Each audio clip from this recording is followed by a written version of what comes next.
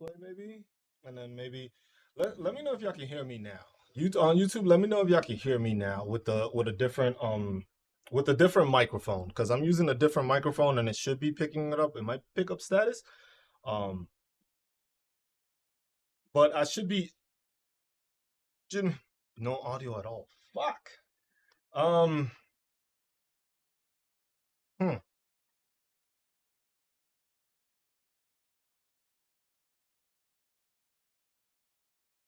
Okay, it started working. Okay, now y'all can hear me. Okay, so for some reason, this microphone is not picking up. That's weird. Because since I'm streaming on both platforms, for some reason it's picking up the information from this microphone onto my TikTok stream, but it is not picking up the audio onto the YouTube stream, even though the YouTube stream is the main audio.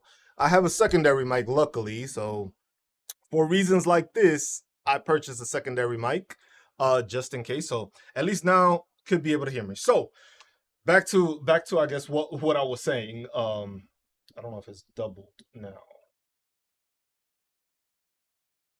Hope it's not doubled. If it's doubled, also let me know. But it's using a secondary mic, so that way it picks up the information. But I apologize for everybody on YouTube for missing. Mike, Annette, thanks for tuning in as always. We were just talking about just how the VA loan and the electric efficiency mortgage works. Basically, that you have to get that through your loan at the beginning when you get the loan. You are not able to obtain. You're not able to obtain that after the fact. So you have to be able to go through the loan process. You have to go through the loan process. You have to go through an electrician depending on the cost of the changes you make. Because it can do windows, you can replace windows. Something it depends on solar, I think is like certain criteria. Like you have to ask to see what's available because it's also the availability within your home. It's not just that it's available to everybody. It's depending on your home. Because basically, if you go and you're purchasing a brand new home, recent construction, you're not going to be able to actually add too much stuff there. Like you ain't going to put brand new windows to a place that just got brand new windows. See what I'm saying? So it depends on the home you're purchasing and stuff like that. But that is a clause that is within the VA loan that most veterans don't know. And like I said, most of the time when it comes to it, most of the veterans just don't understand and they think that they're taking resources from another veteran. And that's the one thing that veterans need to understand that is the farthest from the truth. The farthest from the truth is that you are basically you're taking benefits away from somebody else. You're never taking benefits away from somebody else. It's always you are trying to do the best you can to it. There you go. That's the thing. You have your benefits. You earned your benefits. What you're doing does not take away from another veteran. Each veteran has the ability to do everything on their own. It is not you are taking away from your veteran because you got to remember that you as a veteran, you earned these benefits. These weren't things that were just given to you. This is something that you earned because your time through service. So this is something that you have to understand that there's multiple avenues and there's multiple availability for you to do that. You're not going to be able to pay attention to these things if you don't know. But that's why it's important to actually reach out to different veterans, talk to different veterans, and see what their experiences are. Because not everybody has the same experience with the VA loan. Because some people, hey, you may go through a great lender that gives you the breakdown, gives you this information, and sometimes it don't. So I can get a low interest VA loan for new windows. So no, not that you can get a new interest loan for windows. What's happening is, Mike, is let's say you are going to purchase a new home. If you are going to purchase a new home, and let's say it's an older home that has older windows, you can look into the EEM, which is the electric efficiency mortgage clause within the VA loan, which will allow you to then go through the process of updating your windows, but the cost is going to be added onto the home loan, not a separate loan. This is literally, hey, if your windows costed you $5,000 to retrofit all your windows, then that $5,000 is not going to be put into the principal amount of the loan. So let's say you bought the home for $400,000 and it's going to cost you $5,000 to fix the windows, then you're now your loan would be $405,000. You wouldn't have to pay for the windows up front. And that's one of the things that caught me by surprise, because it's like, hey, I don't want to fix window. If I got to put an extra $5,000 down to fix the windows, it was just like, I'll just pay that on my own. But then the part that incentivizes people is that, oh, you can put that onto your loan. It'll just be added onto the price of your loan. So whatever, let's say you closed at 400,000, the cost of the windows is going to be $5,000. You're just going to have a loan now of 405,000, and that'll be, it's the same thing. It'll go through the process. You're still going to have your 30-year term or 15-year term, however you go about it. You still do it. You're paying it like that, but you just got new windows. So it's something that's thing, but that's something that people don't know about when purchasing a home. Most people, I found out, luckily, because my VA guy, the guy I was going through, they actually knew what he was doing. And I also stumbled upon it a bit, and then I did that. Said I noticed that veterans who were boots on the ground treat those who were not with disdain. It tends to happen. The thing is it's a mentality that happens, and it's not a good mentality that actually helps veterans. Because the thing is if you were combat arms, not combat arms, if you were an aviator, whatever the hell you were, fueler, water dog, chem dog, fucking medic, or the doc, it don't matter. You still have these benefits. It doesn't matter where you served, how you served, you still get these benefits. Most of the time, the disdain comes from combat arms veterans is because they see that somebody that didn't deploy or didn't deploy, basically, they think, oh, how the hell did they get these benefits? It's like, I don't have any and I don't go. And most of the time, you got to remember, some of those combat arms didn't have the highest IQs. I'm gonna be straight. I ain't gonna lie to you. I'm gonna be straight up. Most of them don't have the highest fucking IQs. Most of them didn't have them high ass VAP scores. So if you tell them, hey, I need you to do this, and that to make sure you can get your disability or you can get your ability, most of them are going to be like, shit, I don't know how to do this shit. And then they're just going to be mad. And instead of actually seeking out for help, they're just going to be like, oh, this person doesn't deserve it. And we just talking shit to each other, and then it just doesn't help the situation because we're not helping each other. So that's part of the reason that a lot of that happens, is just that they have that dislike towards people because they see that people get benefits. And it's like, yo, you can get benefits too if you actually decided to get seen or decided to go through the motions of getting the paperwork. That's why I'm doing these the 10 top most common diagnostic codes, because that way people can see, like, hey, these are the codes that everybody files for. These are the top 10 top 10 claims that everybody claims. Some of them are legit, some of them are not. Like, hey, I don't, what you do with the claim is on you, basically. I have nothing to do with that. I'm just showing you where you can get your information so you can be better prepared for it. That's why it's like, the CFR is just like, I have a thumbnail that I created. It's just like, and it's like me like this, like looking like, why ain't you? And it says, why ain't you using the cheat? And then I cross out the cheat and then I put code. Because basically people use this as a cheat, but it's not a cheat. It's information that's available to you. How are you cheating if the information is there for you? How are you cheating if the information is meant for you to read it? Because this is meant for you to read it. Title 38, Chapter 1, Part 4, the schedule of rating disabilities is meant for you to read it. It is not there as something that you just supposed to use and nitpick. It's there for you to read so that you understand what your possible claims are, what percentages you may receive, and what information you may actually need in your documentation to provide that rating. That's what it is. If you're going to fake it, that's on you. But most people don't have to fake it because they can just go to the doctor and be like, hey, look, now I know what I need in my file. I need this, and that. I need to be able to show whatever the case may be of this. If I can show this, I can get this percentage. Since I can't show this, I'm not going to get that percentage. But that at least gives that veteran that availability to know, like, oh shit, I'm not able to get 100% off of this. Because a lot of people just think 100% comes for everything. It's just like, oh, I can't walk 100%. No. It just doesn't work like that. It's the mentality that we have as veterans that not everybody understands the disability claims. And that's where I think the VA and the military make sure to fail veterans, because they don't explain this. most of the time they're gonna believe and they know, hey, you're hard-headed, you're tough, you tough as hell, you ain't going to doctor, and they expect you to continue that way, and most of y'all do. And then when y'all breaking down, y'all go to the VA and tell them, yo, this hurts, and they just look at you like, bro, where you been? Where you been at? What you been doing? So keep that in mind. So last week when we were doing this, we had we went through the first three, I believe, and the first three were number one rated. The number one claim, disability claim, is tinnitus. That is diagnostic code 6260 if you're looking in the CFR. Number two was the limitation of flexion in knee, knee problems. Everybody ends up with them. Diagnostic code 5260.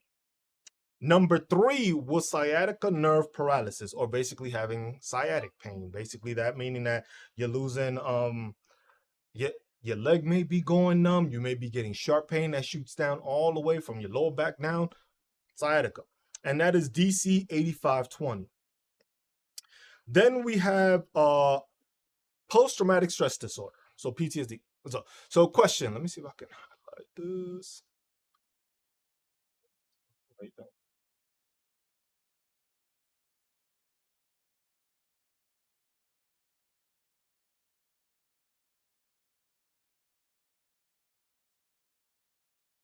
Did it show up? No.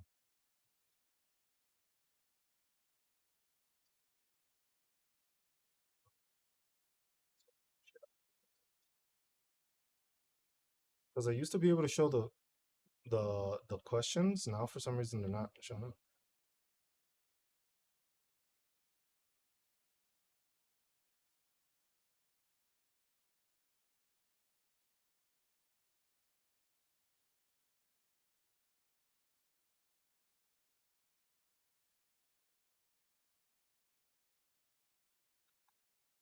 So question was asked. The question being asked is, if a veteran's medication actually works and prevents symptoms of schizophrenia, will the VA be able to reduce the veteran's compensation?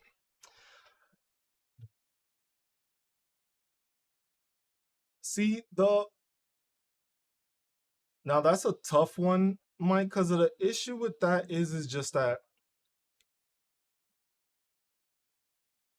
I don't think they go doing that because of the fact of what happens if you go off the medication. Because basically what they're saying is that in order for you to function properly, you have to be on this medication. So basically you have those symptoms of schizophrenia and the medication is working to calm the schizophrenic episodes. Now, running into the problem is, hey, what happens if, let's say, they see it as, hey, you've been doing good, but we decide, you know what, we're going to take it off. And then you relapse, or you go backwards. So most of the time when it comes to stuff that the medication is working on, what they're going to try to do is they're just going to try to keep you on the medication, and they're not going to work you. Because the thing is schizophrenia. Chances are there's no fixing that. With schizophrenia, there's no, you have it. That's something you have. That's not something that I think is just going to disappear because of the medication is helping, calm it down, put it down. But if you have that, that's something that you have. That is a diagnosed and recorded thing that you have of schizophrenia. That ain't going nowhere. So I really doubt. Yeah, you can't cure schizo. Some of those things you cannot cure. When it's something that's cured, that's what you would consider something that's static, Mike. Because that's something that there's no way of getting better. There's ways, not no ways of getting, it's no ways of curing it. This, if it goes untouched, will worsen. Basically, like when they decide to put something static on your file, that's going to tell you, is like, bro, we know we can't fix this. Even if we give him physical therapy, even if we give him the medication, he is not going to be 100% after this. He's still going to have issues with this. And then if we take him off the medication, he might go back into issues. So that's something that, when it comes to stuff like that, that's where you have to realize. And especially if you're already 100% P&T, They're not going to do it because that was part of the reason that you got to 100% PNT. If they see that you have schizo, if they see you have PTSD, that ain't going nowhere. If you've been diagnosed and you've been shown and you have everything and you have the symptoms and you have everything, that's not going to change. Yeah. Like look at high blood pressure. You can have high blood pressure medication. It's helping with your high blood pressure, right? They're not going to downgrade your hypertension unless it gets to a point where it's that. But the thing is once they record it, it's just like you've had your hypertension so damn high that it's just like, without this medication, we know what he can get back up to. Same thing with the symptoms of schizophrenia. We know that if he doesn't have this medication, what the worst can become or what the worst is. So they're not gonna, they don't look to reduce like that. When it comes to reductions, most of the time it's those musculoskeletal or those things that come from secondaries. That's when the VA, I would say, probably says we ain't doing it, but that's when they will most likely look at it. Because you got to remember, in order to have any kind of decrease, you have to have at least 2 examinations showing that you are better, and then a CMP exam verifying that. It's not just that, hey, you're just going to go and boom, they're just going to look at your record and be like, oh, he's good, decrease. No, you have to have it in your thing. So that's something that also I like to tell veterans when it comes to when you go see a provider, you go see a doctor, you have these issues, be honest with them. And it was just like, yeah, you deal with it. You tell them what you're dealing with and you tell them what the worst is, so that they understand that, hey, maybe I walked into the VA today and my back wasn't all that fucked up. I'm on medication, but my back is, tolerable to walk. But then yesterday when I didn't take the medication and I tweaked it a bit, I was like bedridden or something like that. Stuff like that is what you have to make sure you mention, because that's a lot of the times that's there. But you would still have to go through the process, because the thing is like, let's say you had a back issue where you couldn't bend all the way, and then you go get seen and you bending all the way. It looks like the sign that you've been better. Now, if I come again and you walking in, jumping, doing flips and all that stuff, and I'm like, he look good. His back is bending more than what he had when he first came to do his first CMP. If he could only move like 15 degrees and now he's going all the way down and touching his toes, that's improvement. But that's a musculoskeletal thing. Most of the time, those are the things that they look for. Those things that is just like, what do we know can get better? What can improve? What is improving? And the thing is if you see that something's improving and they give you the improvement part, that's where you have to make sure that you have your documentation to show, no, this is not improving. I was just like, yeah, when you seen me, it looked good, but here's all the documentation of me going to my actual doctor and showing how I've been put on this medication, I went through this physical therapy, I went through this. Because that's the thing that a lot of veterans need to understand. If you go through the VA solely, you're going through the VA solely. If you have your own private doctor and then you go through the VA, sometimes you got to make sure that communication exists. Because the thing is it'll be easy for them and be like, look, you came back to us, you weren't that bad, this, and that. We can write that down. But if you've been going to your medical provider and you provide that documentation, because remember, they're going to give you a reduction. They'll send you a reduction letter. That reduction letter, you have basically 30 days to submit the appeal, and you have 60 days to submit any evidence. So basically what that means is if they tell you, hey, we're going to downgrade this because of this, and that, I was like, oh, no, I got my documentation. You go, file for the appeal, say you're going to appeal them, reducing your thing, and then you can submit all that documentation from your other doctor, like here's all the medication, all the stuff we've gone through, showing that my ailment has not gotten better. And then once you do that, boom, you're done. And you don't have to worry about it, because then it's basically showing that. So when it comes to reductions, the biggest problem is people need to understand your reductions is going to come from something that isn't static. Because if it's static, they know it's not going to get better. So they're not going to look into it. If it's something that they know can get better, like can improve, that's when they make those changes. So that's where you got to pay attention to that.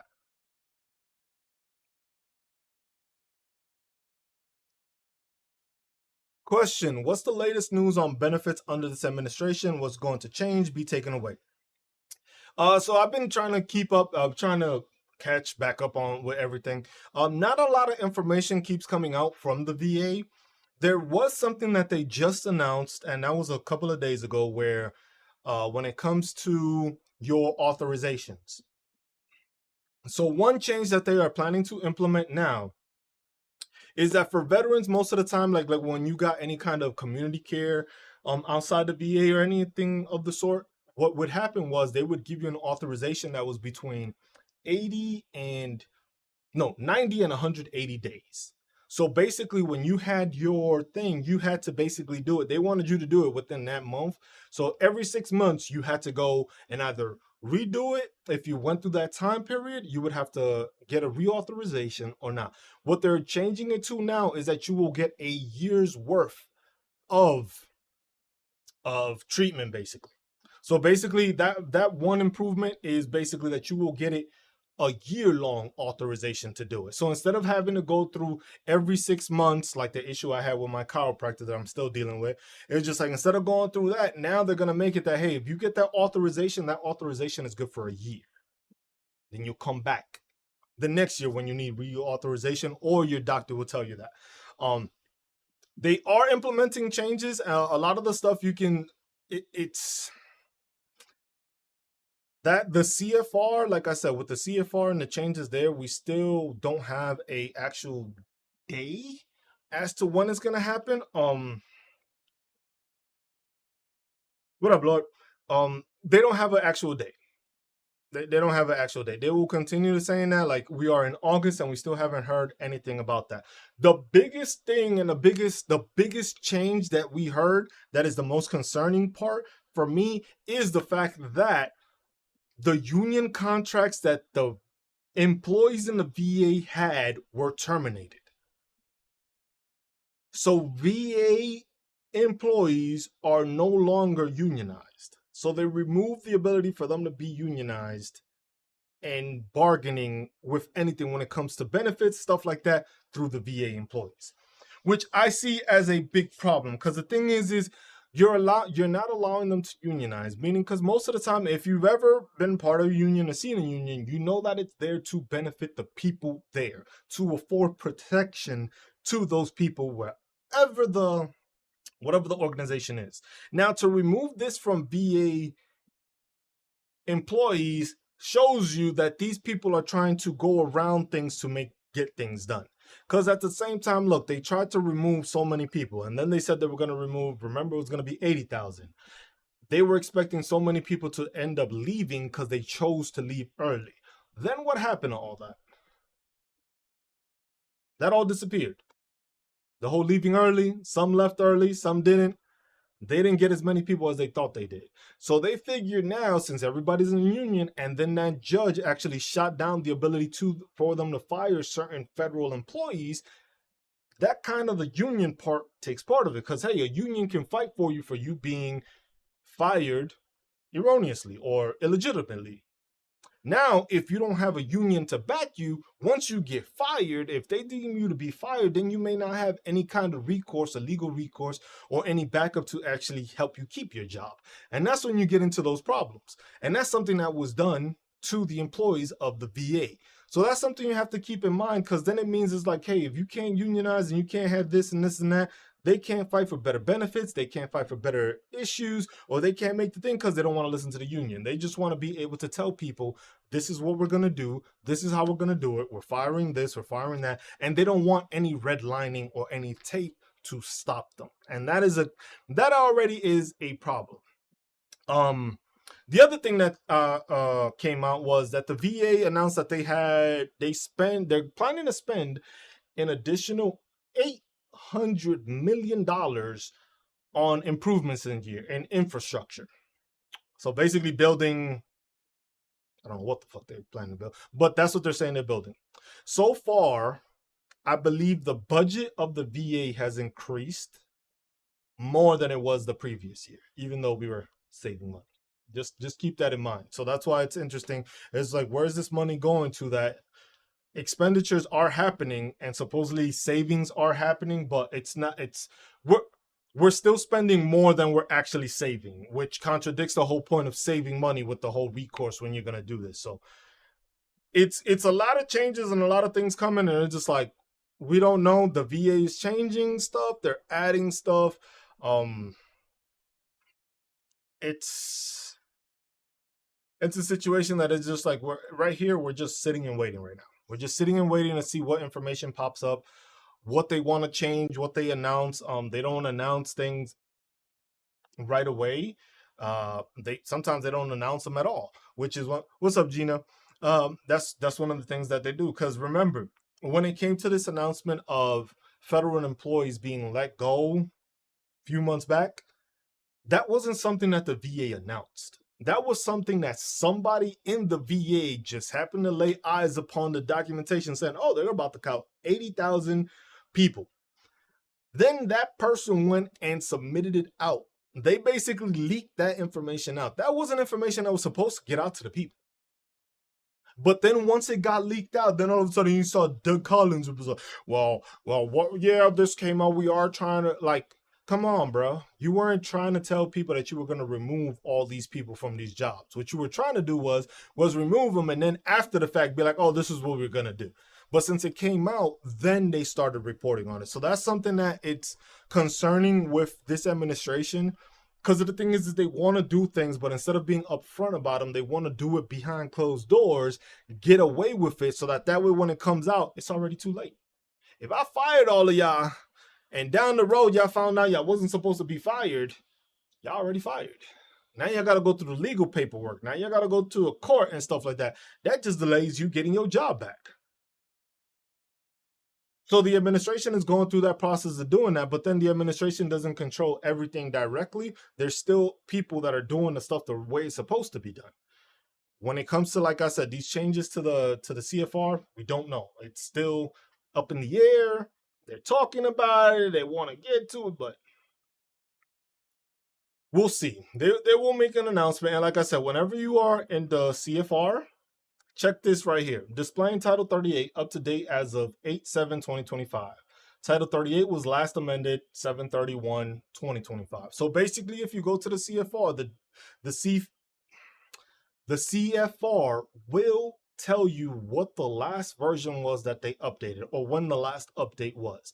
That's something we just got to pay attention to, because the thing is the CFR is not going to be amended till effective date. So that's something people need to realize. If it's, hey, we are making these changes, the CFR is not going to change till the effective date. Once they say this will go into effect, let's say January 1st of 2026, that's when the CFR will reflect that change. Because basically what they're telling you is if changes, if it's going to be effective on the 1st of January, that means from the 1st of January, from now to the 1st of January, if you file for that disability claim, you are going to get it processed through the previous CFR without the update. So that's why a lot of people, when we had a conversation last week when it came to mental health situations, where we were speaking about that, hey, not everybody's going to go through this process. For some people, it may be beneficial to go through the mental health disorders and wait for this change to happen. For some, it may not be. It depends on where you go about it. Because the thing is when it comes to these new domains, the way it looks, if you already were struggling with stuff, this one is going to show more, but then you're just going to have better, you're going to need to have better descriptive documentation, I would say. Because the thing is remember, when we look at the CFR, when we look at the mental health disorders, which these are the mental health disorders from Diagnostic Code 9201 to 9440, and this was the rating scheme from 0 to 100, but it was occupational and social impairment. With this new domain system, that is going to change. It is not going to be a total occupation and social impairment thing. So it's just like, it's more specific. I did a workshop on it. It was a few weeks back. I have to find it. I'll try to reference it on here. Let me see if I can see the video. And I did the video on that. And that video basically was going over what the proposed changes were and what the domains are. So basically you would be able to watch that video and it will give you a full breakdown of what the proposed changes are going to be. So now you'll know, hey, this is what they're going to change. This is how they're going to do it. This is how many domains there are. This is how they're going to base this off of. So I have that. I have to find the, because that's something I need to get better on. I need to change those and put those in, but yeah, because I have to update it, because most of the time I don't update the names to the workshops. It's like, hey, if you tune in, you watch it, you get to watch it live, you understand it. If you want to go back and watch it, there's a bunch of information in all these workshops. Sometimes it goes specifically to what we're discussing, and sometimes it's just based off of veterans' questions, that they have a question and I just make sure to answer, so that way they get through it and they have the right information to go forward. But yeah, this was the rating. This is still in effect. You total occupation. So this is the breakdown of the 100% rating. Total occupational and social impairment due to such symptoms as gross impairment in thought processes or communication, persistent delusions or hallucinations, grossly inappropriate behavior, persistent danger of hurting self or others, intermittent ability to perform activities of daily living, including maintenance of minimal personal hygiene, disorientation to time or place, memory loss for names of close relatives, own occupation, or own name. That is how you get 100%. So if you didn't fill none of that criteria, if all I just read just went over your head and you didn't fall under that criteria, you wouldn't be deemed 100%. That's the simplicity of it. You wouldn't be deemed 100%. Now, with the next changes, once those next changes come in, oh, here it goes. I found it. Let me share this video. Get shareable link. All right, this is the link, y'all. I can't put it on here. If y'all able to, click on the link that is in my bio. Oh, I think I took it off. Did I take it down? I think I might have taken it down. Yeah, I did take it off. If you go onto YouTube, because I have to fix the link in there. If you go onto the YouTube, it's the Veteran Awareness Project. If you look that in from there, you'll be able to see it. I put the link in the chat. If you are on Twitch, same thing. You're able to check me out there. I'm live streaming there. That is the video. So it's basically mental health changes proposed. Or you can look it up that way also. It's called mental health changes proposed. If you see that, that is basically this is what it looks like. So y'all can, this is the video. I know, crappy looking. But I got short hair. It's the short-haired one. So if y'all see me with short hair, and it's mental health changes proposed by Veteran Affairs. You go and you check on that, you click on that one, that is going to give you the breakdown of the proposed changes for this upcoming change. So then that way you will know exactly what these changes are. So now if you decide, hey, this is going to be beneficial for me to go and attempt to, make this change and check it out and see what it is, or I can file for an increase now.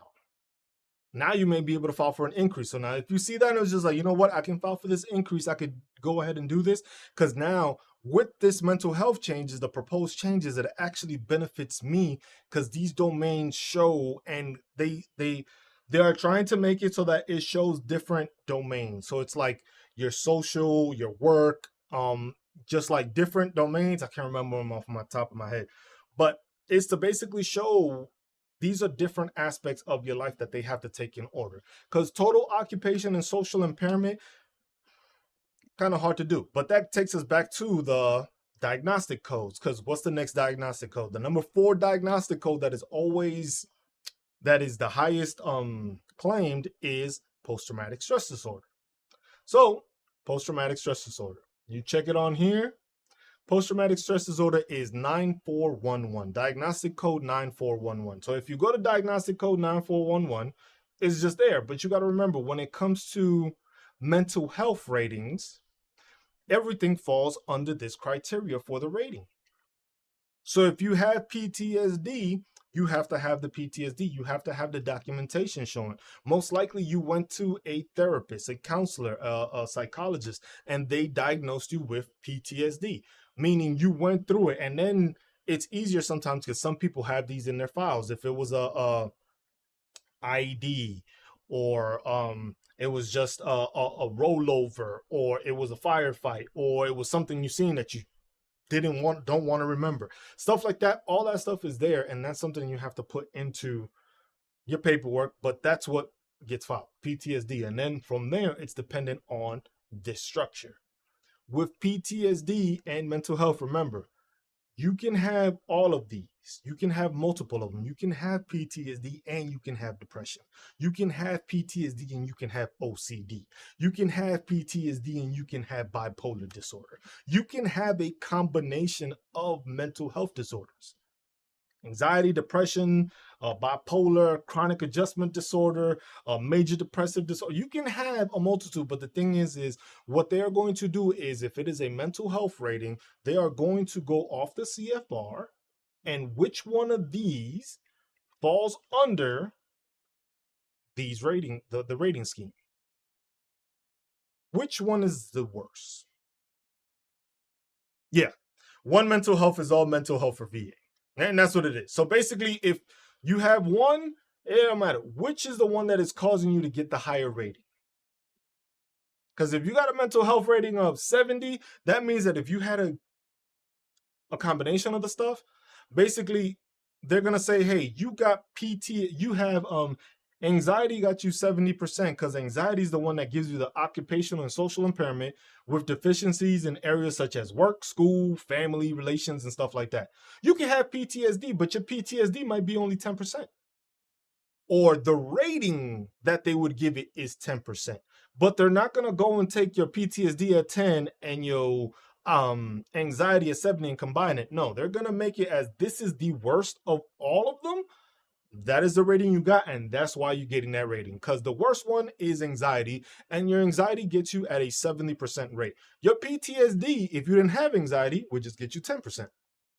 You see what I'm saying? So it's always the highest one, but PTSD is the one that tends to have more issues because you can have more issues that develop from the PTSD. So most of the time, that is something that's claimed. And hey, if you've had any kind of stressful situation like that while in service, that's something to report and that's something to talk about. Get yourself help and claim it. And that's how you go about it. But that's how it's going to count it, as all of it as a generalized thing, as one thing. All those symptoms and all that get balled up into one rating, and then that's your mental health rating. You'll notice, and it'll be on your diagnostic code of your rating paper, and it'll be the highest one. And it'll be like, oh shit, I got this. But then you see the other one, it's like, oh, but I got that too, but I didn't get a rating for it. Now you understand, if it's mental health ratings, everything falls into one. Anything that falls into this specific criteria of these numbers, anything that's on those numbers, anything that's within that mental health rating thing, that is the rating that is all falls in the same category. Now I think, now if it were to be separate, that'd be a whole different case, because you would have veterans all over the place. And that's why I don't know. I'm not entirely sure why they decided to make it that, hey, everything is the same. but they do go off of the Statistical Manual of Mental Disorders and the American Psychiatric Association's Diagnostic and Statistical Manual of Mental Disorders, 5th edition. But you got to remember that the reason why they are trying to change the diagnostic code and the CFR is because the last time these things were changed were off of the DSM-4. So the DSM-5 has been improved, and there's been more studies done, more information that has come out when it comes to mental health and how to deal with it, different treatments, different symptoms, different things that populate, and how it affects in different manners. So more studies have been done, more information has come out. So now it's better understanding that, hey, if you have anxiety, this might deal more with your social aspect and not your work aspect. Maybe it's you don't like going around people. Too many people get you anxious, stuff like that. That's why they're trying to break it into domains, because each one of these mental health issues is different. It causes different issues, gives you different things. So it's like, look, if you're schizophrenic, you're schizophrenic. That's not as just being, depressed. Not the same thing.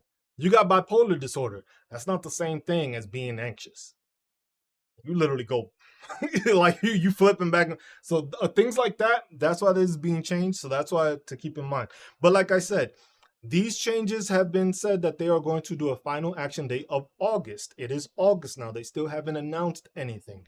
The next announcement may be, hey, this is when we're going to implement this, or we're going to change the date again and move it further down the road. Remember, and for a lot of veterans, I like to tell them this. This has been ongoing since March 22nd of 2022. This has been a process that have been spoken about for more than 3 years now. So that's why I say don't keep waiting on it. If you're going to keep waiting on it, at the same time, make sure that you are building up your evidence and building up the information you need. So if you are trying to file for an increase, or you are going to file for an increase once this change happens, boom, you already got everything done. Change effective as of this date. You can put your intent to file the next following day, or that same day that the changes are in effect. Effective date, submit your stuff, and then do it that way so you can go for an increase or whatever the case may be. All right. So when we go to the next one, the next diagnostic code, the fifth most claimed or processed disability claim is lumbosacral or cervical strain, basically with your back. And those diagnostic codes range from 5235 to 5243. So when we go to the CFR, we would have to go to the CFR, and you go to the CFR, and back and spine falls under musculoskeletal. So you would have to go to the musculoskeletal section. So from the musculoskeletal. So you click on musculoskeletal system.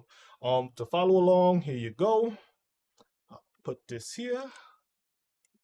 Like I said, it's easier to on YouTube, if anything, because I post links, I post the videos, and I show you the stuff. This, I put it on TikTok here. This is my other account. This is my main account. The Just Cruise is my main account. That's where I do all my talking, all my other stuff. But I just wanted to highlight it so I can get out to more people, because I have more viewership on this account than I do on the veteran awareness one, which I'm streaming from. So that's there. But the information, if you go on YouTube, YouTube is always the best way to go, because you can see everything, and I have it saved. If I do it on TikTok, I'm gonna talk to you and you ain't gonna see that video again. If you go onto the YouTube, you can see it, you can view it, you can watch it while you listen to it while you driving to work or whatever, and get information that way. You could do it that way, and it's just easier that way, because TikTok doesn't really give you a backtrack or ability to show you after I'm done, unless I record the whole thing, and even then I wouldn't be able to post it on TikTok if that was the case. So that's there. So we would go, we put that so everybody can follow along, and you can go into, and you would have to start scrolling down, because it's going to go the measurement of ankylosis and joint motion, and that's basically the criteria for that. But we would have to go to where the back and the spine is. See, because it's all in numerical order. So you see we're still in the 51s, and the diagnostic codes for these were 5235 through 5243. So what you want to make sure you're doing is as you're looking through that, you're just going through the process and looking at it. So 5243, right? So we're still scrolling, and then it should get to back and the spine. So now you've reached the spine. This is what you're going to look at, because this is the fifth most claimed disability claim when it comes to veterans, which is the spine. So you got to look at that. So for diagnostic codes, and it tells you at the beginning, for diagnostic codes 5235 to 5243, unless 5243 is evaluated under the formula for rating invertebrate disc syndrome based on incapacitating episodes. So basically it tells you, this is how you are going to approach this. This is how you're going to look at it for these codes to these codes, which is what I mentioned for the spine. Once you start scrolling down, it'll tell you. Then it goes into the flexion, which is, like I said, that's the part where it shows you, here it goes. And that's the thing. That's why I said the CFR is important to understand and know, because this is what it's going to show. This is when it's going to highlight. This is how you're going to understand that this is how they are going to rate you. If you have cervical spine issues, which is this picture right here, you got cervical spine issues, right? They're going to check your flexion, meaning how much can you move your neck? Lateral flexion, how much can you go side to side without pain? Rotation, can you rotate your whole thing without having to rotate your whole body? Because if you rotate in your whole body, they're gonna notice that. If you if you're walking around like fucking Batman, fucking, they're gonna fucking know, okay? They're gonna know something ain't right. If you walking around like Batman with that stiff ass neck, turning that, you gotta turn your whole fucking body. All right. Something ain't right with this man's back. That's understandable. If you giving people that walk, they're gonna be like, oh shit. We got Batman in the house, and Batman is all over here turning and shit. He can't even move his neck. I was like, all right. So what is that gonna be? Rotation is gonna be your shit is at 0. Cause why? You have to move your whole body because it hurts to do that. Remember, once you feel pain, stop. Once you feel pain, if you are moving, no shit, that stop. Oh, stop. At the first moment of pain you feel, that's when you stop, because that's what they are trying to verify when it starts hurting. Because yes, you are probably going to have the ability to rotate all the way over left and right, but at the same time, they're going to look at it and be like, you know what? He's doing this in pain. He's not comfortable doing it, and you can see he's wincing and stuff like that. And that's stuff that they write down. They will write that down. They're supposed to. They're supposed to notate that to say, oh, veteran tried to rotate and look like Batman trying to look left and right. They're not gonna put that you look like Batman, but they're gonna put it in medical terms like, oh, there's a lot of stiffness, stuff that he can't move, wincing and stuff like that. That goes into the information. But they are going to measure the angle. Same thing with your lower back. If you have lower back issues, it's the same thing. They are going off of making sure that your percentage is based off of your mobility and your your extension, flexion, and rotation. If you are suffering and having issues with that, that is something that affects you moving forward on your day-to-day basis. On your daily activities, if you got to move around like fucking Batman, you ain't getting a lot of shit done. I'm sorry. We're not expecting you to do a lot of shit and get a lot of shit completed if you moving around like Batman with your stiff ass neck. That shit it just doesn't happen. But they understand that, and that's what you're getting the rating off of. But this is where you have to check, because this is what they check. And here it goes. And it gives you the breakdown. And it gives you what it is. Because basically it's breaking it down off of what it is. Unfavorable ankylosing of the entire thoracolumbar spine. So basically your whole lower back is messed up. That's 50%. But then this is where a lot of people fail to understand. This is how the ratings work for your back. 10%, all the way to 100%. But then you have to break it down and see what it is. Because the thing is once you look at it, unfavorable ankylosing of the entire spine, that's how you get 100. So basically you have to have your entire spine messed up for them to give you 100%.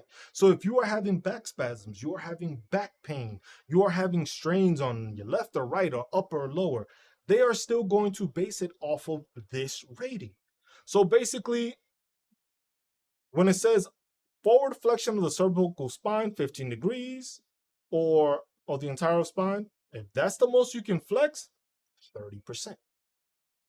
Forward flexion of the lumbar, lower, is 30 degrees, but not greater than 60, 20%. And then it goes down the breakdown of all these different angles and stuff. As the angles are higher and you have more mobility, you will get a lower rating.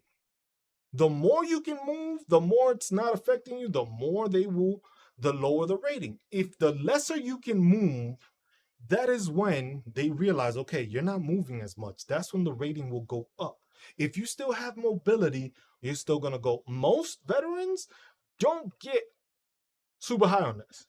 Most will get 40, 30, 20, depending on the severity of it. But that's why I say everybody is different when it comes to these ratings. Everybody's different through their experience. Everybody's different because, hey, your lower back may be messed up just like mine.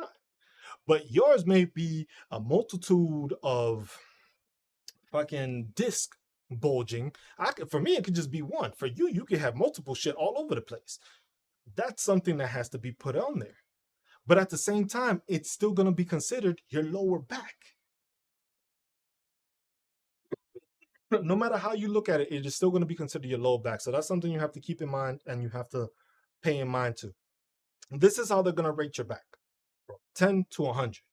Only way is if you have the ankylosis. And let's make sure we have what ankylosis is, so we can so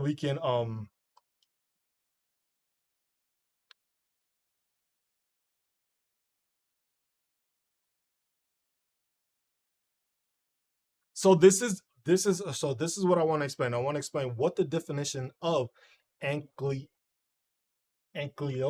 I guess is the way of saying it. What it is, because that's basically what it says. Unfavorable ankylosis of the entire spine will get you 100%. The definition of ankylosis is a condition characterized by the stiffening and immobility of a joint due to the abnormal fusion of bones or the formation of bony tissue within the joint space.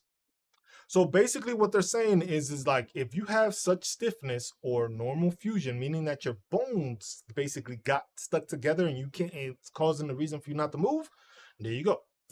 This fusion can occur as a result of various factors, including injury, inflammation, infection, or genetic predisposition. So for some people, this is a genetic issue that they already deal with. They may not have known about it, but through the military, it worsened and it made it a more noticeable thing. Then you can claim it. For some people, it runs in the family. For most people, it doesn't. Some is just, hey, you've been running for 20 odd some years, 10 years, whatever amount you ran. You ain't tracking, because I know nobody has. Nobody knows exactly how many miles they ran in the military. And if we did, shit, we all be ultra marathon runners and shit. if that were the case. But those are the things that's to make sure that you understand that it's just like, that's what ankylosis is, and that's how it contributes to your rating. Because remember, the ankylosis isn't only used for the spine, that is also used for any joint. So you will see ankylosis with the whole musculoskeletal system. But since we are covering basically lumbroscal and cervical spine, that is basically what you're going to see. So you're going to see it on this for that. But remember, ankylosis is also used for any other things, because if you have any fusions or limitations, that can actually happen on your ankles, your knees, your hips, your shoulder, your elbow. All that stuff can happen, and those are also criteria that are in the CFR that you can look and have as a diagnostic code to file out and get a diagnosis for. But we are doing the highest ones, the ones that are most common for veterans when it comes to filing. So that was number 5. So now we're going to go to number 6, which is hearing loss. You heard that?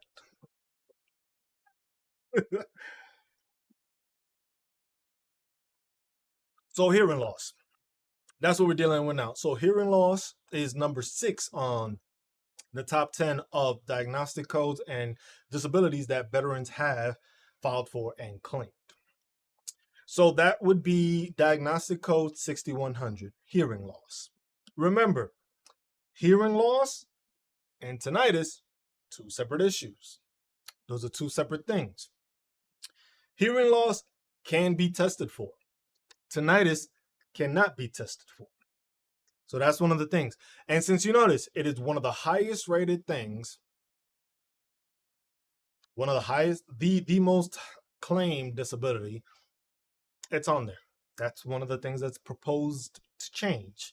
Like I said, once the effective date is in place, that's when that change will come into place. Till then, that is not going to change. So keep that in mind when it comes to filing a disability claim. There are things in the pipeline that are going to change. This is where you have to sit down as a veteran and do your homework and see how it can benefit you or how it can hinder you. Because let's say you have tinnitus and you claim tinnitus as the first thing, and then you started with the secondaries, and that secondary connected to this, and that secondary connected to that, and then it's just like, okay, if tinnitus is no longer a disability claim that you can make, then how does that affect your claim? Because if you were waiting the whole time and then it changed, and tinnitus is an ability to make it to secondaries, you're going to have a difficulty connecting it to the secondary because that's what you were basing it off of. So that's something that people need to understand when it comes to it. That is like, hey, tinnitus and hearing loss, two different things, but they are going to affect you regardless. So from here, we'll go back to the top of the page. So we go back to the table of contents and you scroll down, organ special sense, impairment of auditory acuity. And this is where they go over the hearing.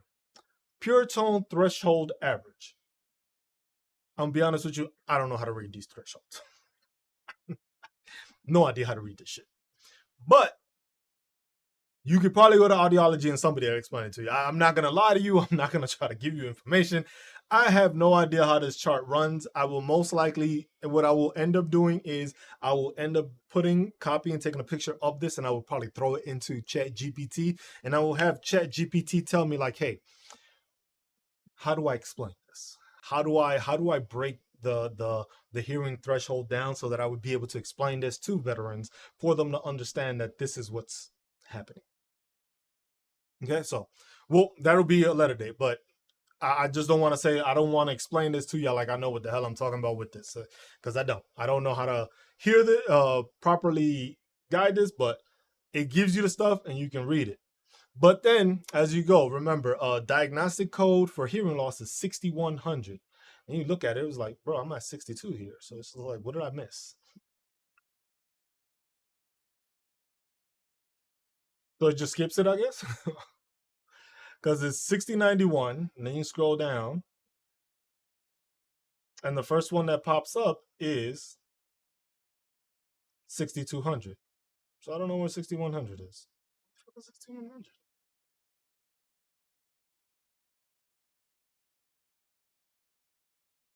Interesting.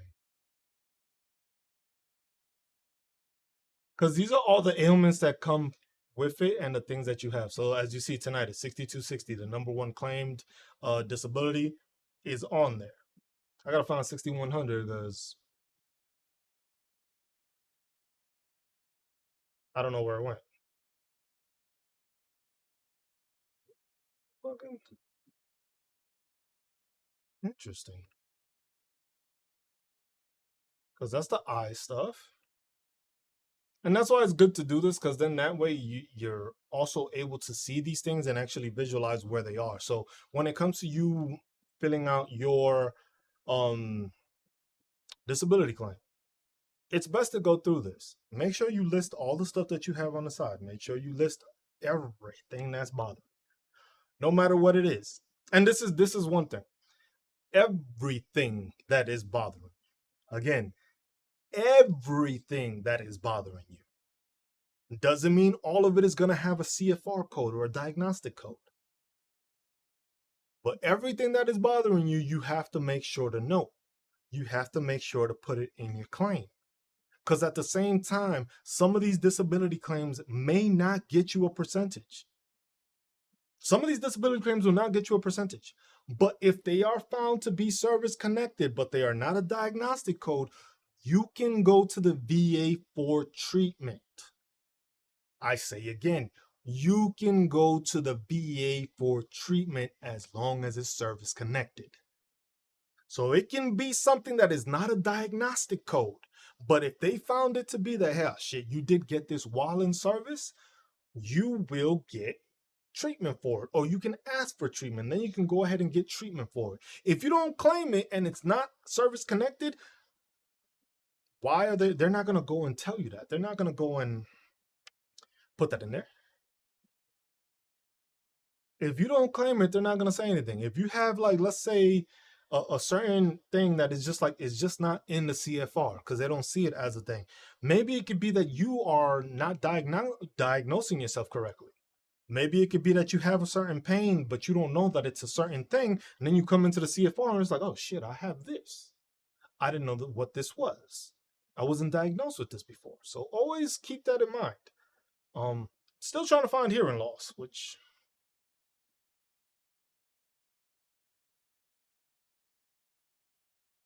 because I should be able to go to the top and we will search for 61 100.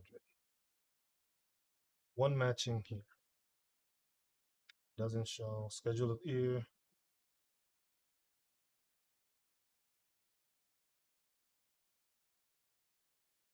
Still doesn't show hearing loss.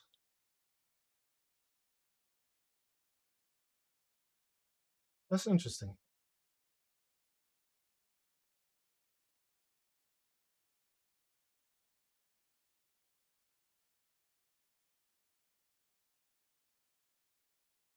And the other 6100s it gives me is from different parts of the schedule ratings for ear. Let me just go back and go to auditory again. Yeah, it just starts here though. So it's one pure tone and pure tone. Yeah, each ear gets evaluated separately. That is also a thing to understand. I'm not sure where the fuck it is. That's weird.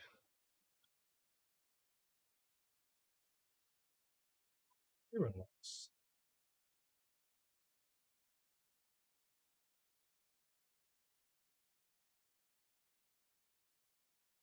This is one of those weird ones because it's like you'll find it, but then you won't see it.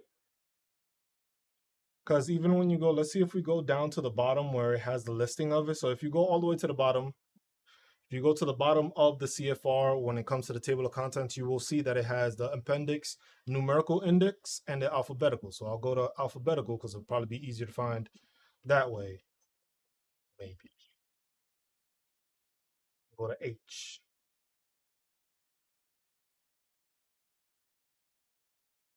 Heart. And it just skips over it. Or is it loss of hearing, maybe? Because it does have sections of like loss. If you lost the use of this, stuff like that. See, like loss of feet, hands, foot, hand, foot.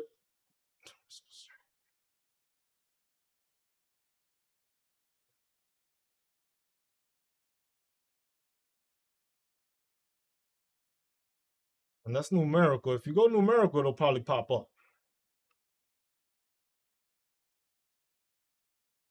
Interesting, it just skips it. What the hell is hearing loss?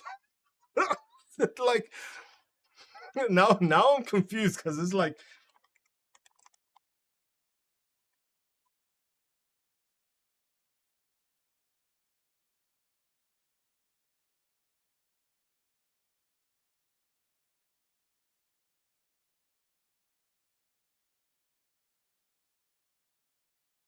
oh, okay, this is what's going on. So this is what it is. So what happens is basically 6100 is basically hearing loss.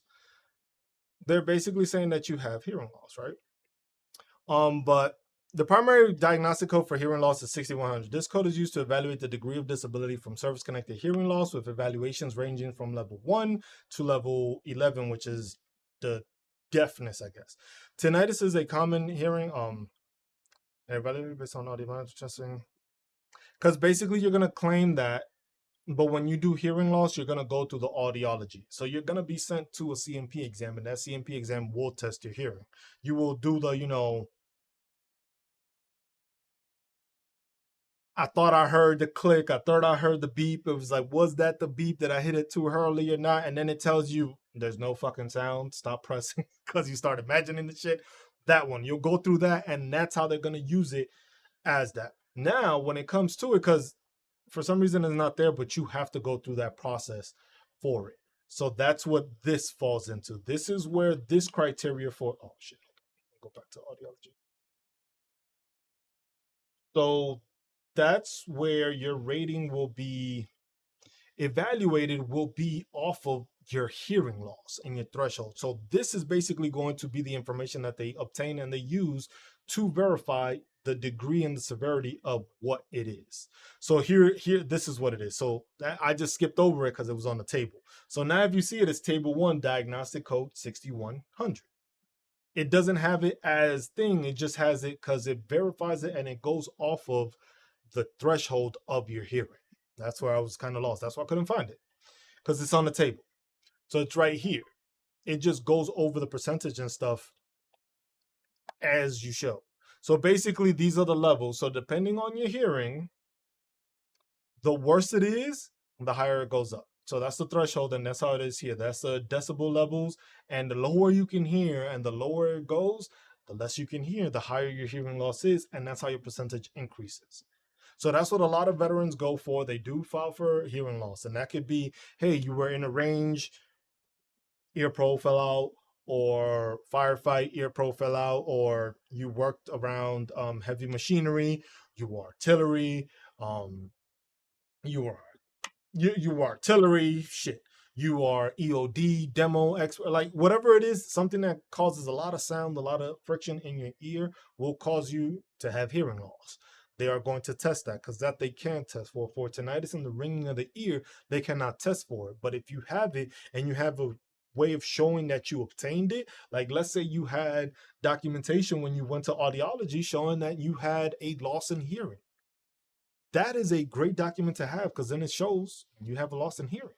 Okay, he lost hearing. So what are we going to do? All right. And then they go from there. So your rating is going to be different for 6100. That'll be different. Then they have the diseases of the ear. Now, this is something that, like I said, this is where they are trying to, the possible changes to the CFR is basically saying that tinnitus is most likely caused or is happening because you are dealing with another issue in your ear. Because we can't fix it. You can't fix tinnitus, but they're trying to see that it's associated to something else that is wrong with your ear. Because if you continue to have that ringing in the ear, most likely you are going to have some sort of hearing loss or something like that. If you have that, it shows. If you're just saying I have tinnitus and you have no way of showing it, like no incident, or you can't talk about an incident that happened, right, then it's difficult. But if you have the documentation, it makes it easier. And like I said, tinnitus is one of those diagnostic codes that people tend to just use primarily for secondary effects because there are a lot of secondary effects that go into hearing loss. So when you lose your ability to hear, you lose other things. So sometimes people lose balance, sometimes it goes into vertigo, it depends. But that's something you have to get diagnosed, put in the system. But 6100 is there, and that's what it is. The lower your hearing is, the higher the rating will be. But it goes off of the thresholds that they use, basically the pure tone threshold, and that's basically the ringing in your ear, which is basically a certain amount. At probably level 11, that's when it's probably its highest. But you hear it the lowest, meaning if you can't hear the tone louder, that means you have lesser hearing, you get a higher rating. So that's for diagnostic code 6100, and that is number 6 on the list. We are going to do this last one. This last one will be number 7, and number 7 will be the limitation of motion of the arm. The next one is number 8, which is also a limitation of motion, but that one is for the ankle. So number 7 on the list is limitation of motion of the arm, which is diagnostic code 5201. Yet again, going back to where musculoskeletal system. Most of the issues that most veterans deal with is musculoskeletal system. That is usually the biggest one. Musculoskeletal is usually the biggest one that they deal with.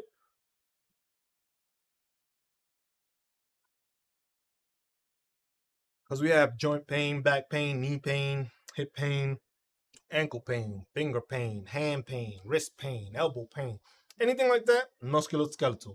And that's where you're going to go to. So, diagnostic code number 7, DC diagnostic code 5201. So, same thing as last time, we go to musculoskeletal because remember, every single diagnostic code is broken down into its section. So you would have to find it within its section. It's always important and always a good thing if you are new to the CFR, haven't dealt with the CFR before, haven't looked at the CFR, make sure that you are reading the information that it is telling you before you get to the actual rating. Go and check the information, verify the numbers, verify what it tells you. Because most of the time in that documentation, before it actually gets to the schedules and the ratings, it is going to give you certain,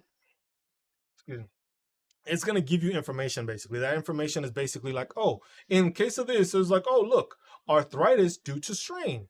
Then it gives you the information on arthritis due to strain. Because, hey, maybe if you just have arthritis is still a claim.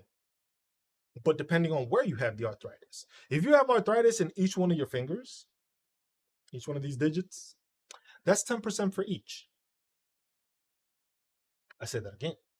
If you have arthritis in your hands, your whole hands, both your hands, 10% for each. It's 100%. It's not going to count as 100%. Remember that. It's not going to count as 100% because it's 10% plus 10%. And I'll show you just to make sure y'all don't get that idea. Just to make sure y'all don't get that idea. Let's show you what the numbers are. What the hell did I just do? Okay.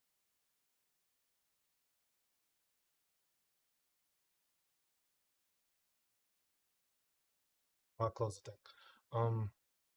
It's weird now. I don't know why. But here's the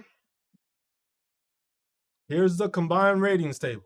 This is so that people understand, and I can make y'all understand this, that when, let's say you had 10%, 10%, 10%, 10%, 10%, 10%, 10%, 10%, 10%, 10%, right? This is how you would add it. You are not going to be adding it as, oh, 10 fingers, 10%, 100%, yay, I'm 100. No, that's not going to fucking happen. You would have to go through here and it's like, hey, you got 10%? Cool. What's the next percent? So if you at 19, you add another 10%. That gets you to 27, right? So now you jump to 27. 27 and 10 gets you to 34. That's 4 fingers. Now you're at 34. 34, another 10% gets you to 41. That's 5 fingers. So after 5 fingers, you're at 41%, and now you are receiving 40% disability. Now let's go and continue because you drop down to 41. Your 6th finger gets you to 47. So now you're getting paid at the 50% rate. 7th finger gets you to 52. You are still getting paid at the 52% at the 50% mark because it's under the 55. Finger number 8 from 52 to 57. That gets you to 57%, which now leads you to get paid at the 60% mark. So it jumps there. From 57, you go to 61 with the 10%, and that's 9 fingers. So with 9 fingers, you are now at 61%, and you are gaining a 60% disability pay. Now, let's say you have all 10 fingers. With all 10 fingers, that would get you at 65% if you have arthritis in all your fingers, and you can show that you have arthritis in every single one of your digits. That gets you to 65%. That's just because arthritis full on your hands, because you can claim it on your fingers. Because that would be going into the musculoskeletal, and you will see. But yeah, 65% disability rating means that you are getting paid at a 70% rate through compensation. Because remember, it rounds up. But then that's when you have to pay attention to the numerical value of what you have with your rating. Because if you are at 65%, right? You're at 65%. In order for you to get to 100%, you would still need another 90% to get you over that hump. So that's something that you got to pay attention to. And that's why the Code of Federal Regulation is important, because you have to visualize this and you have to see it in order to understand that. If you see this and you don't understand it and you don't see it, and it's just like, damn, I'm at 65% and I got another 50. I'm like, shit, that should get me to 105. Oh, well, 115. Nah, bro. Another 50 only gets you to 83, which would mean you're getting paid at the 80%. So literally, even with an extra 50% from 65, because remember, at the 65, you're getting paid at the 70% mark. With another 50%, that gets you to 83, you're still getting paid at the 70% mark. Because in order to get paid, well, no, disregard that. If you make it past that, if you make it to 83, you would be getting paid at the 80% mark. But in order to get to 90, you still need more percentage. In order to get to 90, you get 86. And then, but it's always important to know exactly the specific number and percentage you sit at, because that's when you look at this, and this will tell you how much more do you need in order to get to that 100%. Or how much do I need? It's like, look, I'm at 70%. And I know I can file a couple more claims. I'm not going to get to 100, but I know if I can file for an increase for my ankle or an increase for hearing loss, that I might be able to push it to 80%. That's still a jump in pay. No matter how you look at it, it's still a jump in pay. It's not 100%, which, hey, you may be able to get to that 100%. But you got to make sure that you are doing the right steps and you're doing it the correct way. Making sure you know that you're doing it. Because the thing is a lot of people tend to file for stuff and they just think, oh, it's going to automatically push them to 100% because they don't know what their actual percentage is. So if you don't know what your percentage is, then it's gonna be you at that 80% mark and you thought you was gonna need, look, you were at that 80% mark and you thought you needed another 80 to get to 100, right? But in fact, you weren't at 80. You were getting paid at 80, but you were actually at 75%. Now you still need 80, and that gets you at 95. But that's what I'm saying. It's still, look at the difference from you being at 75 to you being at 80. There's a difference, or even 84 to get to 90. It's a difference. So knowing that allows you to know, hey, if I file for this increase, if I file for this new claim, how much percentage is it going to get me? So it's not you shooting yourself in the foot and then you causing yourself more stress, more anxiety, more anger, because it's like, bro, I filed this, I did this, I put this in, and I still didn't get to 100. Well, you didn't realize that it wasn't going to get you to 100 in the first place. So instead of you tearing your hair out and shit, I got a lot of it to do now. I was just like, you don't want to do that because you're going to realize, like, oh shit, I could have done this and I would have benefited if I would have known, hey, this isn't going to get me to 100%, but at least these two things will bump me up. Now I know if I get something worse, I know I can bump it up down the road, stuff like that. So it takes time because sometimes it's documentation and not knowing what they're doing, and it happens. So that's why I was like, it's always important to pay attention to those things. But let's go back to the musculoskeletal, and we'll go back. It's the same one I put the link in there for, same thing. And you just scroll down because it's the diagnostic code is 5201. So it'll have that. But remember, you're going through all of these. It's going to show all of this. And limitation of motion of arm would be this. Not this part, but this part.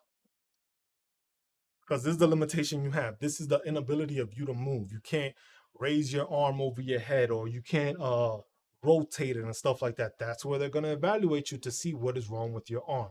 Because it could be an elbow issue. It could be the shoulder. It could be the whole arm. It could just be your wrist. And they have the evaluating factors for that.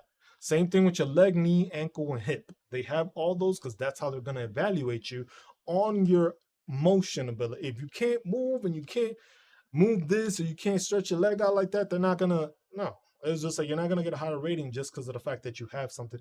You have to ensure that that's there. You have to ensure that the documentation is there, and you show that you have issues moving.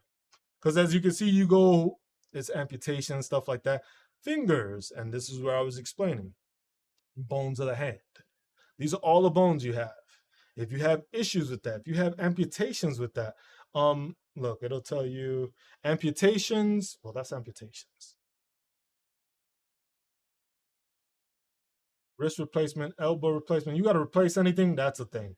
You got a prosthetic, that's a thing, and that might lead you to the special monthly compensation also if you have that. But that's also another avenue. But you have to be getting to 100 to there. Same thing with this complete amputation if you got it. Multiple finger amputations, single finger amputations, and it tells you where from where, because basically with the amputation of your fingers, they basically base it off of the where on your finger it was removed. And here it is, lower extremities, same thing, shoulder and arm, elbow and forearm, and it's like, oh, shoulder and arm. And here we go, 5201, arm, limitation of motion. And this is one part that sometimes people don't fully understand. It's the major and minor. So if you look at the if you look at the disability codes, they're gonna have a mention of a major and minor, and most people don't understand what major or minor means. When it comes to major or minor, basically major is your dominant hand, minor is your secondary or your offhand, basically. Because if it's major, they see it as, well, if you're having these issues with your dominant hand, this affects you more than if it's your opposite. So if you have more issues, like if you're having shoulder pain, arm pain, where you can't move and stuff like that, and that affects your ability of movement and all that stuff, that's where you have to keep that in mind, because that's where you might lose stuff. You might lose the ability to have that information there. So you need that in order to see that, because you're not going to be able to see it and you're not able to view it if you don't have it, basically. So arm limitation of motion, flexion and or abduction limited to 25 from the side, midway between side and shoulder level flexion and or abduction limited to 45%, at shoulder level flexion and abduction limited to 90%. And this is how they rate it. So basically the highest you can get for having a fucked up arm is 40%, not 100%. Even if it was like, that's because basically it's like you can't move. You can barely move your arm. You're getting 40%. And that's for the arm limitation. But then it goes to different ones, but that's what I'm saying. You would have to pinpoint what it is, because if you can't move your leg, can't move your arm, ankle, wrist, all that, it's in the CFR. But you have to know how much you can and can't move, because that's what they're going to go off of. It's called a gynometer. They're going to take a little protractor looking thing, and basically they're supposed to use that to verify the angle and the percentage of what you can move. Sometimes these CMP examiners eyeball it.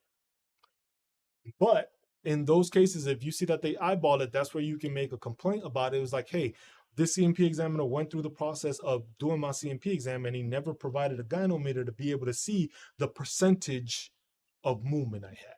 That's a justifiable claim for you to fight your rating because of the fact that they didn't do it properly and they didn't use the proper method of evaluating. So keep that in mind if you need to make a complaint that, hey, your CMP examiner did not go and use the gynometer to basically see the percentage of what your mobility was. That is something that you can file as a complaint. That's the other one. I forget what the thing is, but you can file with that and you claim that, and then from there it's just like, oh, they did it wrong. They didn't do this the correct way, and that's why I'm in this position. So you keep that in mind. But like I said, that's the limitation and the arm limitation of motion. That's what it is. So basically your movement, your limitation, and then basically that's going back to this. That's going back to the top part where it shows you the picture of the flexion and the movement, because that's what they're basing it off of. Flexion, rotation. What can you do with your arm? What can't you do with your arm? The worse it is, the higher the percentage. Whichever arm it is, remember, it'll be a 10% difference on there. So if it's a primary hand or a secondary hand, your primary is going to get a 10% higher and then a lower one. Then you also got to remember that there are bilateral factors, and that is explained there. And it'll go through it. That's why you have to find it. And that's why I say it's important to go through this CFR and just read it. Take the time. I know most people don't want to read stuff and don't want to pay attention to it, but this is something that is important, that the more you are aware and the more you are informed about this, like, hey, look, 4.26 bilateral factor. I'm not going to read all of this. I'm going to just put it in the chat. Y'all could go ahead and read it. Y'all could go ahead and look at it.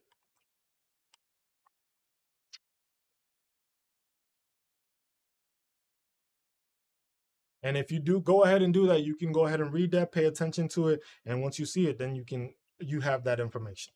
So that's what it is. And then it explains the use of terms of arms and legs when it's bilateral, meaning that you have the issue on both arms. So this will give an explanation to it, because most of the time when veterans have the bilateral factor, they don't understand that sometimes it gets a certain rating, sometimes it gets a separate rating. So this is a better explanation as to what the bilateral factor is, because in some cases you will see that they put bilateral. So you have this on both. And for some, it's only one side that has it, and it doesn't.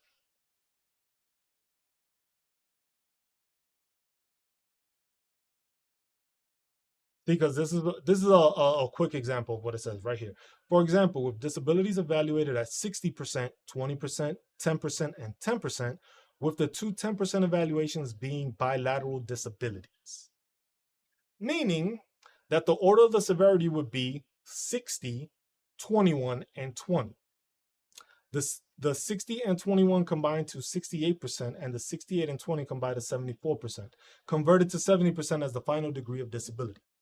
Why? Because basically you are putting both those things together as one. So basically they are joining those, because it's basically the same rating you're getting, but they're joining it. So it was two 10%. That now equals 21.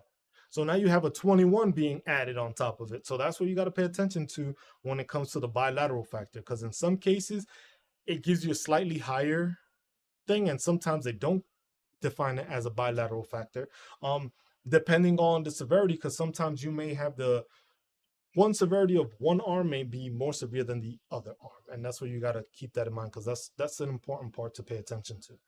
So we are going to end this week on here. We still have 3 more diagnostic codes that we got to do, but we will leave that for next week's workshop. We'll do this. We are going to try to make a video, a specific video just on this, and it's gonna be kind of what we did here, but the videos are gonna contain the diagnostic code, how many veterans usually get it, the common secondary conditions that come from these things. So basically common stuff that veterans tend to claim after they've claimed that diagnostic code. So, hey, you claimed tinnitus, right? So the definition of it, what tinnitus is, give you the breakdown on the percentages. How many veterans used to have it, and basically how many veterans are on file of claiming this. So basically it's going through the NVAS, national, like,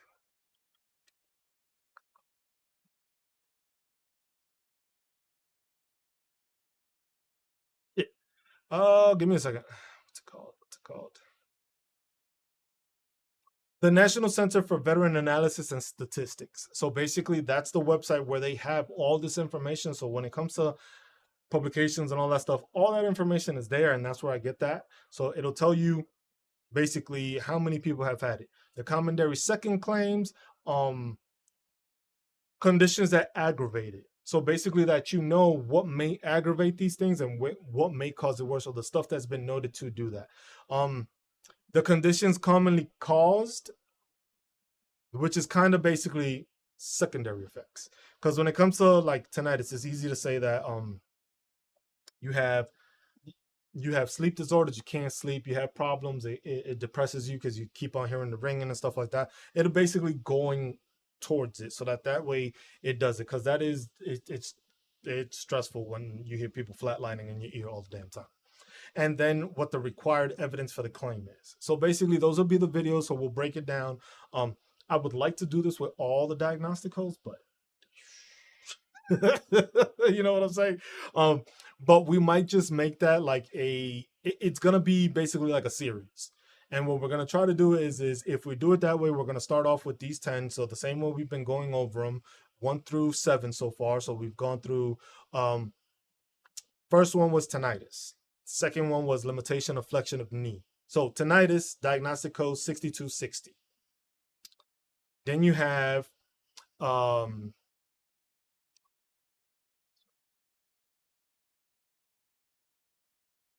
you have the tinnitus, 6260, diagnostic code 6260, which is tinnitus. You have limitation of flexion, which is 5260. You have number 3, the sciatica nerve paralysis or sciatica, which is diagnostic code 8520. You have number 5, which is number 4, which is diagnostic code 9411, which is post-traumatic stress disorder. Number 5 is the lumboscal or cervical strain that you obtain, and that's number 5. Number 6 is hearing loss. And the cervical, my bad, I skipped over the diagnostic code for the lumboscal strain or cervical strain. Anything strain, lower back, upper back, that deals with diagnostic codes 5235 through 5243. The number 6 highest claimed was DC 6100, which is hearing loss. And remember, that goes off of the criteria of how much loss you're hearing, which is off that chart, which is from level 1 to level 11. Depending on the severity of how much you can't hear that threshold, the higher the percentage is. And then you have number 7, which is the last one we went over today, which is the diagnostic code 5201, which is the limitation of motion of arm, which goes off of your flexion, rotation, and basically it goes off of the percentage of how much you can actually, or the angle that you can actually move it, but then also claiming it It can be a bilateral fracture if you're dealing with both, and you have your strong or your major hand, which is your dominant hand, and then you have your minor, which is your secondary hand. And those are the things. As always, I appreciate everybody that tunes in, everybody that asks questions. As always, please make sure to like the video when it's published on YouTube. Make sure to leave a comment. It doesn't matter what the comment is, or if it's even a question, just so we can get more traction on the video, so it can be pushed out to more people, so that more people can get this information, so they can start understanding what the disability codes are, where to find them, how to go through the process, so that they can be successful when it comes to dealing with the disability claims. Now, if you have any questions, this is the time to ask. We'll probably do this for another 5 minutes of just questions wise. Any questions, it doesn't have to deal with the diagnostic code, anything to do with veteran stuff, anything to do with it. If you got any questions, shoot them out within these next 5 minutes. We'll just hang out for a bit, do the 5 minutes of just any questions that people populate or anything that comes up. And from there, we will continue. As next week, we will continue the disability ratings. And it'll be number 7, number 8, number 8, number 9, and number 10 to round out the top 10 disabilities across the diagnostic codes that are the most commonly claimed. Like I said, the diagnostic codes go from 5,000 to 9,000. So there's over 3,000 different disability claims that can be claimed and can be filed for. You have to do your due diligence, because if there's 3,000 things here, that means you can find something. You have something that's bothering you, have an ailment, you can claim it, you can put it on your thing and do it that way. Remember to always subscribe. Remember to keep your notifications on, so that way when I go live, you can get this every Sunday without fail, 12 noon, unless there's something going on, and that notification will be put on the community post of the veteran awareness page. I will not be I don't post it on any other platform. Basically, YouTube is the main objective. So if I post it, it will be on YouTube on the community post saying, hey, this Sunday we will not be having a workshop, and it'll be something simple like that. It'll be quick. I'm not going to put anything extra. It's just like, hey, we won't have it this Sunday.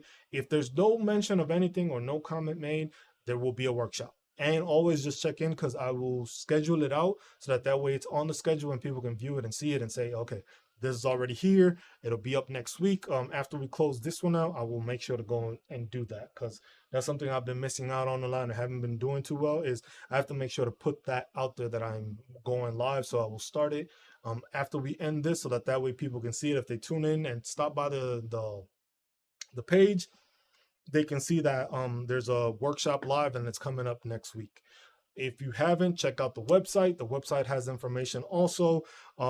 Just give feedback. If anything, at all times, just give any feedback. Anything that can be helpful for veterans, any workshops that y'all think would benefit veterans, just leave a comment on the YouTube video, and then that way we can go forward. And, if there's anything I can do CFR wise or BRE wise or anything like that people have a question, so that way we can take a segment at least at the beginning of the next workshop to let people know, like, hey, this is what's going on, this is the documentation, this is the question that was asked, so that way we can inform more people. Because remember, you may be the one that has that question, but you're not the only one. You're not the only one that may be going through this process. So the more questions we ask, the more information we can get out. It benefits veterans, because that way we can learn how to do it. And if anything, if you leave a comment, I'll try to see if I either do a quick like a short or something to basically answer. If that's the case, if that'll be more beneficial for people. But we'll see. So as always, be good to one another, take care of one another, look out for one another, love one another, and stay marvelous while doing it, y'all. I'm just Cruz. This has been the Veteran Awareness Project Workshop. I appreciate everybody that's tuned in. I appreciate all the support you guys give. If you want to support more and you think about supporting, don't hesitate to try to become a member of the YouTube channel. It's 99 cents. You get the ability to see all the things I send. And if videos end up becoming members only, you continue to have access to it. Most of the time, when we do these streams, we have our vertical and we have a horizontal. So what's going to happen is that with the vertical mode, which basically is on your phone and it looks good like that, that will be starting to be submitted to just members only, so that they can view it off their phone if they need to. The rest will just continue to be that way, so that way it's just like you have benefits. And like I said, more stuff is going to be coming out for members, and we'll start our members only streams probably within the next 2 months, so that we can build up on that and just have members, and it'll be an exclusive. Like, hey, y'all got questions, y'all gonna get answered as a veteran. Annette, thank you as always for being a member. Mike, thank you for all the support you've done over these past couple of years. Also for being a member, I appreciate you. Everybody that's tuned in, everybody that tunes in on TikTok, make sure that you follow the Vet Awareness Project or at Vet Aware Project on TikTok. It's the page I stream from more. That one does not have nowhere near the same support as this Just Cruise page. Same thing, you can tune into the YouTube and subscribe there. Keep the notifications on. We'll be doing this. Yeah. So I appreciate y'all. And if anything, have a good rest of your Sunday. Enjoy the rest of the week. Have a good week. And I will catch y'all on the next one. Just Cruise, signing out, y'all.